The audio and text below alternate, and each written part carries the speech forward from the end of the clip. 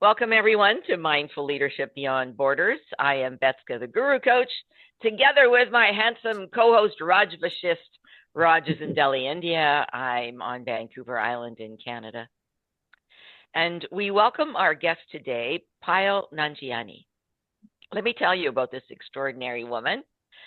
She has been recognized by the Times Group, globally acclaimed leadership expert, executive coach, and award-winning author.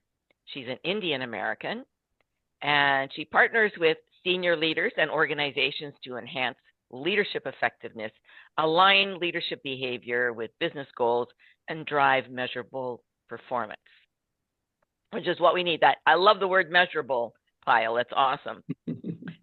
She advises Fortune 500 leaders, CEOs, founders, and government officials across industries, helping bridge the gap between leadership capacity and business impact. She is known for her impactful corporate training and leadership development programs that build confident, future-ready leaders. And in 2019, she launched the Payal Nanjiani Leadership Podcast, ranked in the top 10% globally. Her philosophy is leadership starts and ends with you. Capital Y, capital O, capital U. Now, when we asked Payal what made her unique, she made a statement, and I have to start with this because it is incredibly powerful. She said, "I don't coach leaders to perform better. I help them become the kind of leader the room naturally listens to before they speak." So, Payal, do you want to explain that? I'm sure it's all about energy fields, and what does that really mean? Thank you so much, Betska, for this wonderful and thoughtful invite to your podcast and for the introduction. And thank you, Raj, for inviting me. Yeah, you're right. It's not the skill on which I work. I work on the person's identity, which means I work on the person for a simple reason, Betska, because, as people are going into senior leadership roles, and all my clients are either CXO or they're -1, it's really not about the skill at that time.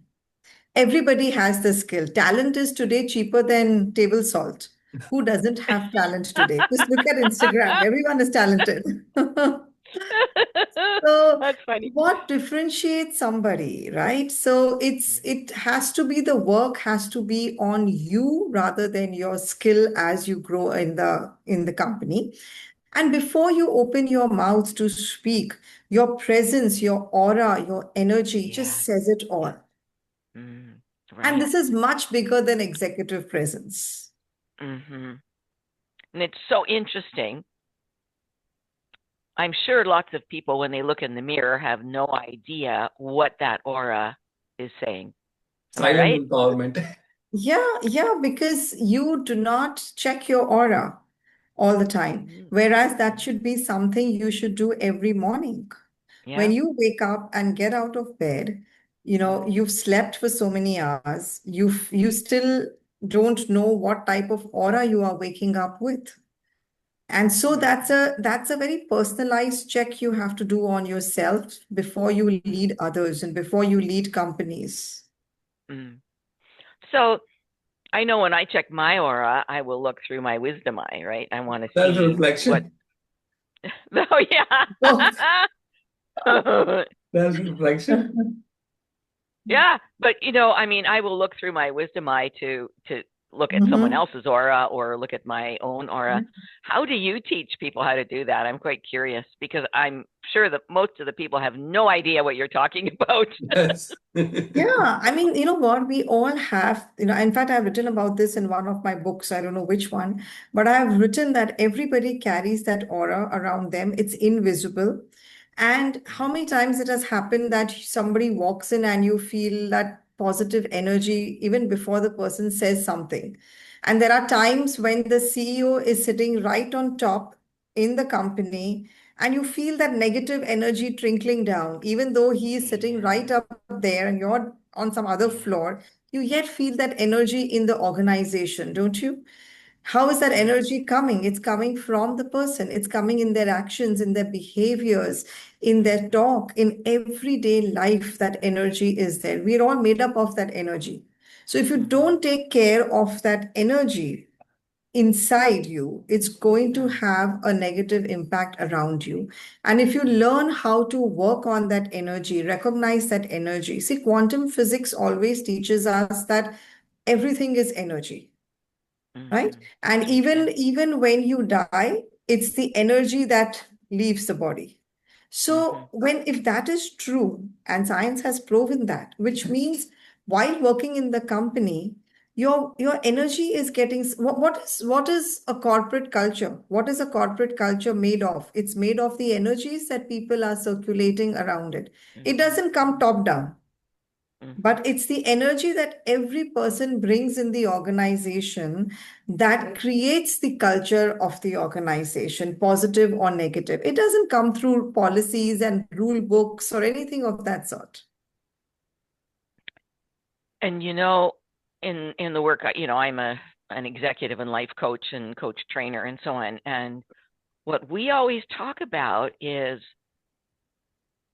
your thoughts create your aura, right? So if you are a negative person, right, you are going to exude negativity, right? If you are an abuser, people are going to feel that, and so I thank you for saying what you just did. I'm in your camp. I really feel that we need to constantly work on our thoughts, turn those negative thoughts into positive ones, make the positive ones, amplify them, make them stronger, and to check ourselves in every moment, every meeting that we go into. We should be checking our attitudes. Yeah.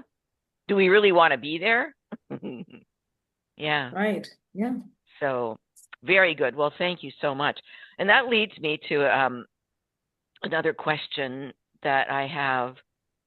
And I don't think we've really talked about this on our podcast yet, but it's time. The time is now.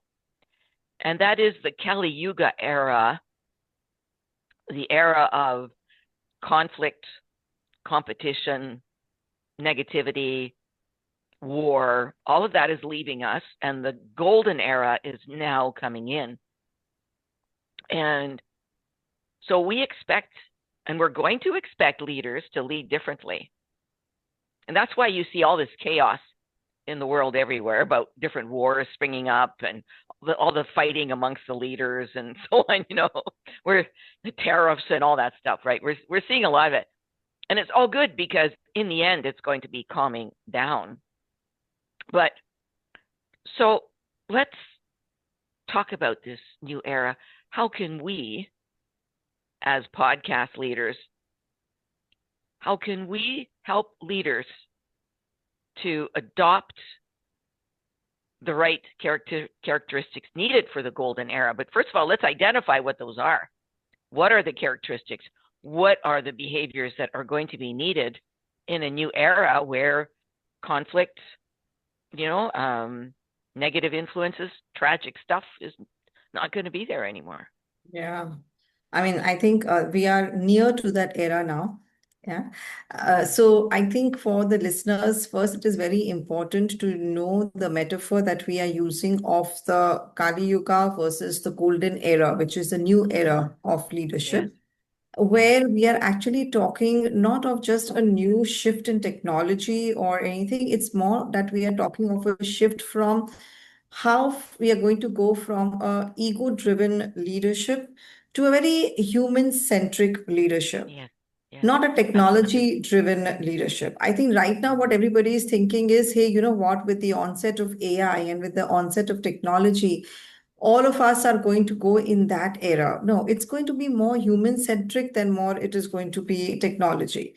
So in the past, what we have seen in leadership and in companies is competition, a lot of competition, a lot of control, a lot of scarcity, a lot of speed, lack of purpose, more of power, more of anger than calmness, right? Now, if you're talking about the new era and an era in which the AI is also going to be equally dominant, not less, Digitization is going to be much more than it is right now. So in that type of an era, we have to have leaders who are willing to do the inner work, a lot of inner work, to understand themselves, to understand their ego patterns, to understand what their fears are, what their vulnerabilities look like, to be more spiritual than what they are today, not to be a leader who asks, how can I win? But more of how can we all do this together? So I think that's the era we all are shifting into, and we should realize that early rather than later. Yes, absolutely. Yeah, because So right now everybody is more into the technology and into the AI without realizing what mindset shift in leadership is needed.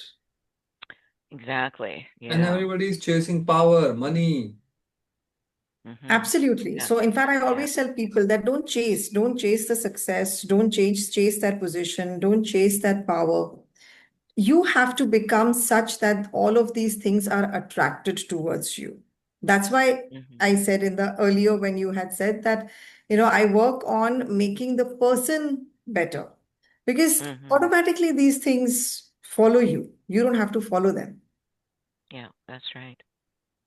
So in the new era also, there won't be competition per se, right? And it's More going of to take us a while to collaboration, get there. Pardon me?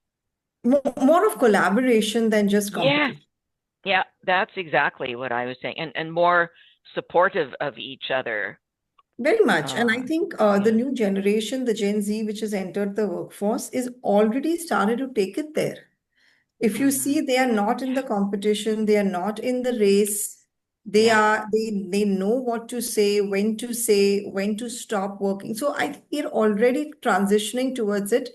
We just need to realize it big time. Yeah, it's huge. And that's why I was so anxious to speak with you today about it and bring it more out into the open. So in the Kali Yuga, it was okay to be dishonest and corrupt, for example. Yeah, I think, Those people are not going to fly in the new era, right? No. yeah, because that's a mindset shift. You can if you're able to do the mindset shift, and I think it is important for everyone, otherwise you are going to be left behind and you're not going to have a huge understanding and generation gap at the workforce. So I see the generation now in the workforce which has entered from college and from everywhere. They're more honest, they're more upfront about why they are not willing to do something, and I think that's exactly the way it should have been. Actually, they want to, Yeah. they want their own life. They don't want power. That is the Yeah, big change. yeah, Yeah. which I think is a good thing, you recognize yourself, you recognize when you need to stop and when you need to move ahead and what speed you want, not what speed everybody else is running around with. And that's why spirituality becomes more important. Yeah. I think the other thing we're going to see in the new era is high quality work, higher quality work. Today Yeah, we almost become complacent around, bad quality.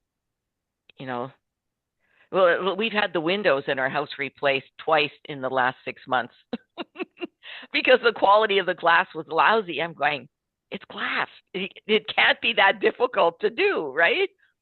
that Things is like right. that. Yeah, So, yeah, yeah, I think we're definitely going to see a big shift, and I'm excited about this very much, new very new much. era. Yeah. Yes. hmm And So listen, folks. Go ahead. Go ahead, Raj. one more slogan I have learned and read always. The old fashion, yeah, old trend is you build a six-pack abs, but the new era is I love my fitness, good health. I don't need abs. Six. Agreed. Yes. Ah, This is Very also big right. interesting. ego. Yeah, very right. I mean, those six-pack abs are of no need as well as your fitness, as much as your fitness and health is. hmm Very Yeah. true. Love that. So fascinating. Well, listen, we're going to take a pause, and we'll be right back, folks, with Payal Nanjiani, Stay tuned. Yeah.